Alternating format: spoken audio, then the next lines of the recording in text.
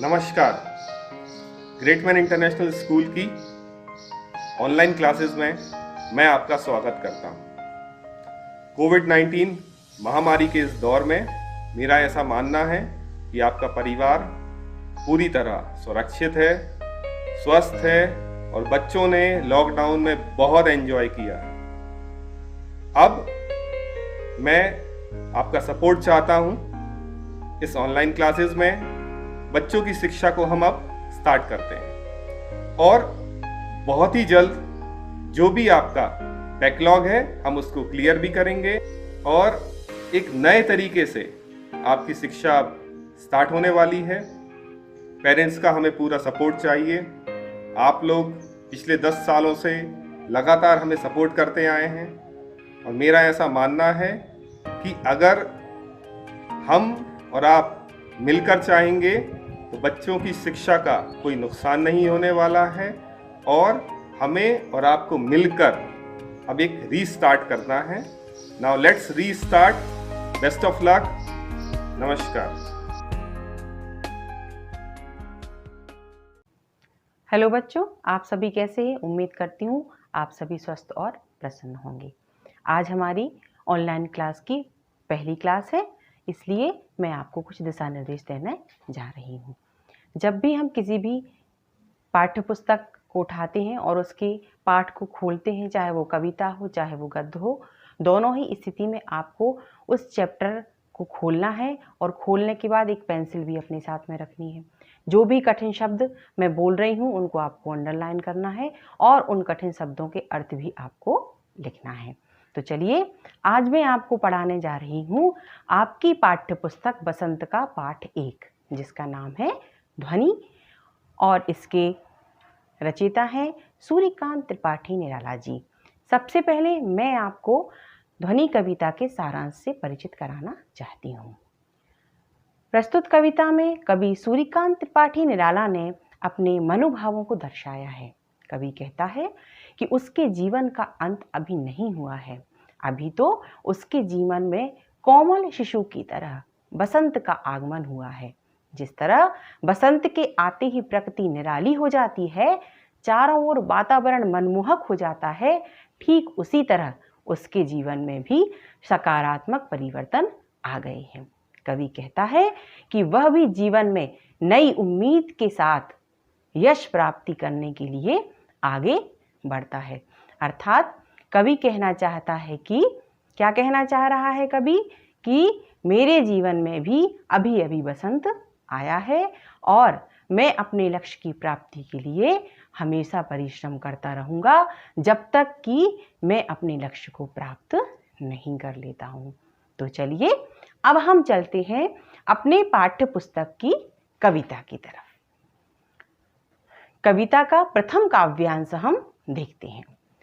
अभी न होगा मेरा अंत, अभी अभी तो आया है मेरे मन में मृदुल बसंत।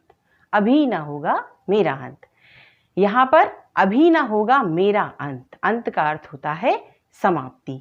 अभी अभी तो आया है मेरे मन में मृदुल बसंत। मृदुल का तात्पर्य होता है कोमल। अभी न होगा मेरा अंत। अब हम इसकी व्याख्या देखते हैं। इस पद्यांश में कवि ने यह स्पष्ट किया है कि मेरा अस्तित्व अभी समाप्त नहीं होगा, क्योंकि अभी तो मेरे जीवन रूपी वन में खुशियों और उन्नति का कोमल बसंत रूपी सुखों का अंबार आया है, इसलिए मेरा जीवन अभी समाप्त नहीं होगा। कवि निराला यहाँ जीवन को भरपूर जीने का संदेश देते हुए कहते हैं कि मन को आत्मविश्वास से भर दो, और यह भी कहते हैं कि यदि हमारे अंदर आत्मविश्वास होगा तो हम अपने लक्ष्य को आसानी से प्राप्त कर पाएंगे। अब हम बढ़ते हैं अपने द्वितीय काव्यांश की ओर। हरे हरे ये पात, यहाँ पर पात का अर्थ है पत्ता। डालियां कलियां कोमल गात, यहाँ गात का अर्थ है शरीर। मैं ही अपना स्वप्न मृदुल कर फेरूंगा निद्रित कलियों पर, जगाकर एक प्रत्यूष मनोहर। निद्रित कलियों से तात्पर्य है सोया हुआ। प्रत्यूष का अर्थ है यहाँ पर प्रातःकाल। हरे हरे ये पात, डालियां कलियां कोमल गात, मैं ही अपना स्वप्न मृदुल कर फेरूंगा निद्रित कलियों पर, जगा एक प्रत्यूष मनोहर। कवि कहता है कि जिस तरह प्रभात बेला में डालियां एवं कलियां विशेष रोशनी से युक्त होकर चमक उठती हैं, उसी प्रकार मैं प्राप्त उपलब्धियों से अपने सपने पूरे करूंगा। जीवन में सोई हुई शक्तियों को जगाऊंगा और सुनहरे जीवन का निर्माण करूंगा। अर्थात इन पंक्तियों में कवि सुंदर बेला में सबको जागने और जीवन को आगे बढ़ने का संदेश देता है। तो चलिए अब हम चलते हैं अपने तृतीय काव्यांश की तरफ। क्या कहता है हमारा तृतीय काव्यांश? पुष्प पुष्प से तंद्रालस लालसा खींच लूंगा मैं, अपने नवजीवन का अमृत सहर्ष सींच दूंगा मैं, द्वार दिखा दूंगा फिर उनको, है मेरे वे जहां अनंत, अभी न होगा मेरा अंत। पहली पंक्ति को देखिए, पुष्प पुष्प, यहाँ पर पुष्प का अर्थ है फूल। तंद्रालस लालसा खींच लूंगा मैं, तंद्रालस लालसा नींद से अलसाया हुआ, अपने नवजीवन का अमृत सहर्ष सींच दूंगा मैं। यहाँ सहर्ष का अर्थ है खुशी। है मेरे वे जहां अनंत, यहाँ अनंत का अर्थ है जिसका अंत न हो, अभी न होगा मेरा अंत। कवि इन पंक्तियों में कहना चाहते हैं कि मैं प्रत्येक फूल से अलसाई व मुरझाई कली को दूर करके अपने जीवन का श्रम रूपी अमृत उन पर सींच दूंगा।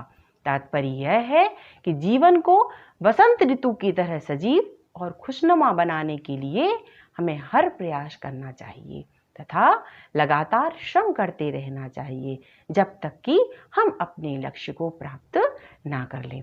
अर्थात कवि इस कविता के माध्यम से हमें यह संदेश देना चाहता है कि हमें लगातार जब तक श्रम करते रहना चाहिए जब तक कि हम अपने लक्ष्य को प्राप्त नहीं कर लेते हैं। उम्मीद करती हूँ आप सभी को इस कविता का काव्यांश समझ आ गया होगा। अपने घरों में रहें, सुरक्षित रहें और लगातार अध्ययन करते रहें। धन्यवाद।